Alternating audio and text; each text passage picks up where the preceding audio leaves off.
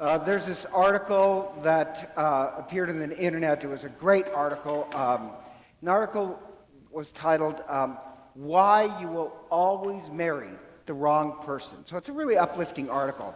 But actually, it's incredibly a great article. And part of what he says, or actually just the very beginning of what he says, is the reason why you'll always marry the wrong person is because our society teaches us, you just find that one person and they make you forever happy. He says society doesn't teach you the truth, that may be a good person, but the truth is this: everybody's crazy. And to have a good marriage, you got to make sure that your craziness matches her craziness. And you have to work on it together, each of you working on your faults. Then you'll really find love. If you look at the movies or the TV, it's always you find somebody and it's immediate love. No, you need to find somebody who's willing to work on both your faults together. Then you find love. And he says society doesn't teach you to do that. I kind of object to that, but so then you find love. And just that article actually reminds me of what's going on in the first reading and the gospel, because that's the point. And the first reading is the people wandering in the desert. But a little background, they were at Mount Horeb, and at Mount Horeb, they enter into this, really, it is a marriage with God. They enter into this marriage ceremony with God, and then they leave and they spend 40 years in the desert. And it is the worst road trip ever. Seriously. Because that was Mount Horeb. It turns out to be a horrible trip. That's a pun. Anyhow, nobody really caught that. But and the reason why it's horrible, even did you hear in the reading it called it Meribah and Manasseh? Or in the Psalms it said at Meribah and Manasseh? Basically in Hebrew what that means is whining and complaining. That all through their life, all they've ever done to God is whine and complain. And the reason why they whine and complain is because they thirst for the wrong thing. They fall in love with the wrong things. Like the first thing they really love is they love slavery. Even though that they were abused in Egypt, at least they knew what was going to happen the next day. Kind of crazy. They long for abuse. And all God wants to do is love them. And so you have three major complaints. And the three major complaints is not enough water, not enough food, not enough bread, and not enough flesh to eat. And God addresses all of them. Like one without water, that's actually picked up today. The water from the rock. Not enough bread, God answers it by having the manna, the bread from heaven, come down. Not enough flesh. Quail fly in every evening, and they eat on flesh. And they call that the flesh from heaven. Christ, the sacraments are the fulfillment of those things. But the water from the rock, what it's really about is God trying to teach them how to thirst for real love, not abusive relationship of Egypt. It's about really finding true love. And so the story goes like this. God orders Moses to take his staff, and the same way Moses took his staff and struck the water, and it became the Nile, and became water of death, he takes his staff, he's ordered to take his staff, and strike the rock.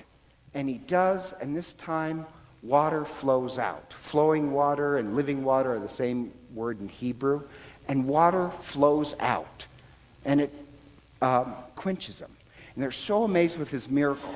They take the rock with them. Not only do they take the rock with them, but St. Paul is going to get into this and say, that rock is an archetype for who Christ is. Christ is the one who led them through the desert. Christ is the one who really taught them what to thirst for. And Christ is our rock. And Christ was struck. The same way the rock was struck, Christ at the crucifixion is struck, and a sword pierces his heart, and what flows out but water and blood? Water symbolizes love. and it comes flowing out. And it's read this time in Lent because the rock not only symbolizes Christ, but it also is supposed to symbolize our hearts. That our hearts have been hardened. We become stony and hard. And in Lent, we're sharing the way of the cross, and we want our hearts to be struck. So what pours out of it is love. In the same way God taught them how to love for the right thing and look at their faults, that's what we're trying to do at Lent. Look and examine our faults so that really what we find is true love. Same thing in the gospel, where the story of the Samaritan woman at the well. So you need a little background on that. The Samaritans were hated by the Jews. And that's a really odd thing because the Samaritans, they're kind of like half Jewish. And what had happened when they came in and conquered the nation, they hauled them back to Babylon. But the Jews that stayed, they're the descendants of the Samaritans. And what they forced them to do was intermarry with 5 different nationalities. They were trying to wipe out the Jews by kind of diluting their genetic Jewishness. So they were forced to intermarry with 5, this becomes important, 5 other nations. So when the Jews come back and see they've intermarried and their religion kind of changed, the Jews hated the Samaritans. And so this woman is used to being hated. And not only is she used to being hated by the Jews, she's hated by the other Samaritans. Because notice she shows up at noon, and nobody does anything at noon in the Middle East. It's too hot. So everybody gets their water in the morning. She has to come at noon, which means she's rejected. Probably because she's, had these 5 guys in her life. But the joke about her having 5 husbands is because she's not pure. None of the Samaritans are pure. The joke is this: you can find some reason to reject somebody, but I guarantee you, you also are not so pure. Do you see the point? She's incredibly bitter. She is the most rejected of the rejected.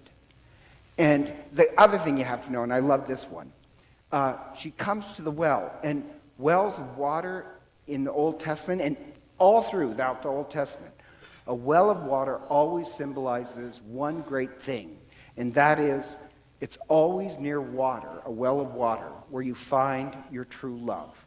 So basically, in the Old Testament, a water well, it's basically eHarmony. No, seriously, it really is. Check out it's always a theme. You find your true love near water. And so here's this bitter, rejected woman. She is Meribah and Manasseh. She is bitter and complaining. And she shows up to the well. Now, if you know the Old Testament, you know she's going to find the love of her life. The problem is she can't recognize it because she's been running around after false loves. And she does meet Christ, who is the love of her life. And you kind of get that because even Christ says, it's kind of a clever phrase, where Christ says, even the one you're with now is not, it'll say husband, but means true love. Even the one you're with now is not your true love. Who is she with right now? Oh, come on, it's easy. Literally, who is she with right now? Okay, you got to go to communion first. It's Christ. And Christ doesn't reject her for having kind of a messed up life. He doesn't say, go get your paperwork done, then you come back and talk to me. Christ loves her, but he also makes her examine her own life. And then, cutting to the chase, she gets it. Her heart is struck. Despite being bitter, she recognizes who Christ is.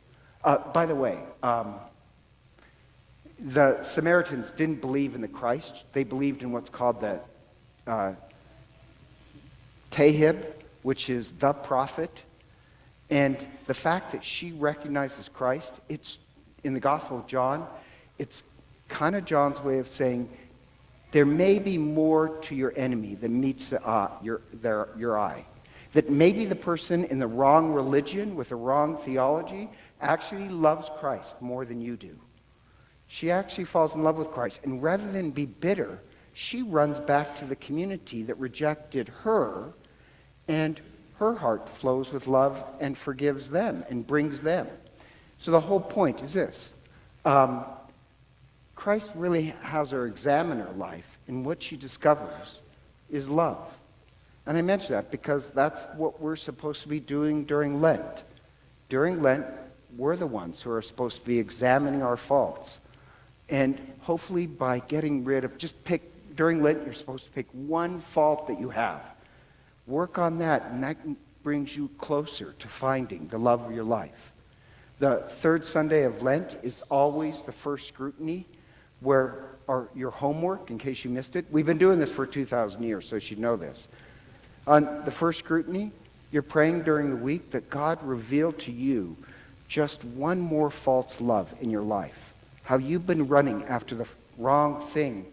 So at the end of Lent, during Easter, we can celebrate that we moved a little bit closer to true love. That's why we take water, which symbolizes love, and Easter time, we throw it all over the place. Love is in the air.